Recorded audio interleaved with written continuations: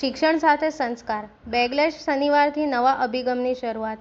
Sardar Patel education trust સંચાલિત શ્રીજી પ્રાથમિક શાળા અને મહાત્મા ગાંધી હાઈસ્કૂલમાં બેગ મુક્તિ દિવસના અવસર પર શિક્ષણ સાથે સંસ્કારના નવા અભિગમનો પ્રારંભ કરવામાં આવ્યો હતો. આ કાર્યક્રમનું માર્ગદર્શન મેનેજિંગ ટ્રસ્ટી શ્રી નીલભાઈ સોનીએ આપ્યું હતું. નવા અભિગમ મુજબ દરેક શિક્ષક 20 વિદ્યાર્થીઓને દત્તક લઈ તેમની શૈક્ષણિક, સાંસ્કૃતિક અને મૂલ્યવર્ધિત પ્રવૃત્તિઓ પર દેખરેખ રાખશે. આ વિદ્યાર્થીઓ અલગ અલગ ધોરણ અને ઉંમરના રહેશે. શનિવારે યોજાયેલ બેગલેસ સત્રમાં વિદ્યાર્થીઓ વિવિધ સર્જનાત્મક પ્રવૃત્તિઓ, રમતગમત અને શૈક્ષણિક મજાની પ્રવૃત્તિઓનો આનંદ માણ્યો હતો. પરિચય અને મિત્રતા આધારિત રમતો, ડ્રોઈંગ, હસ્તકલા, quiz, puzzles, story telling, outdoor તથા ઇન્ડોર રમતો, રોલ પ્લે અને પર્યાવરણ જાગૃતિ વિષયક કાર્યક્રમો યોજાયા હતા. કાર્યક્રમમાં વાલીઓએ પણ સક્રિય ભાગ લીધો હતો. તેમણે પોતાના અનુભવ બાળકો સાથે વહેંચ્યા હતા અને મોબાઈલના અતિરેક ઉપયોગના દૂષણ વિશે જાગૃતિ ફેલાવી હતી. આ નવા અભિગમથી બાળકોમાં આત્મવિશ્વાસ, સર્જનાત્મકતા અને સંસ્કારનું સંવર્ધન થશે તેમજ વાલી, શિક્ષક, વિદ્યાર્થી વચ્ચેનો સંબંધ વધુ મજબૂત બનશે. કાર્યક્રમમાં સરદાર પટેલ એજ્યુકેશન ટ્રસ્ટ પરિવાર, શિક્ષક મંડળ અને વાલી મિત્રો મોટી સંખ્યામાં ઉપસ્થિત રહ્યા હતા.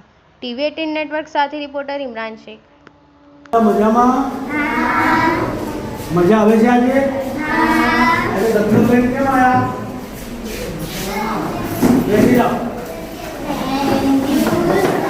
નવમાવાળા હોય, આઠમાવાળા હોય, કોઈ પણ ક્લાસવાળા હોય, આવતા શનિવારથી કોઈએ દત્તક લઈ આવવાનું. બરાબર?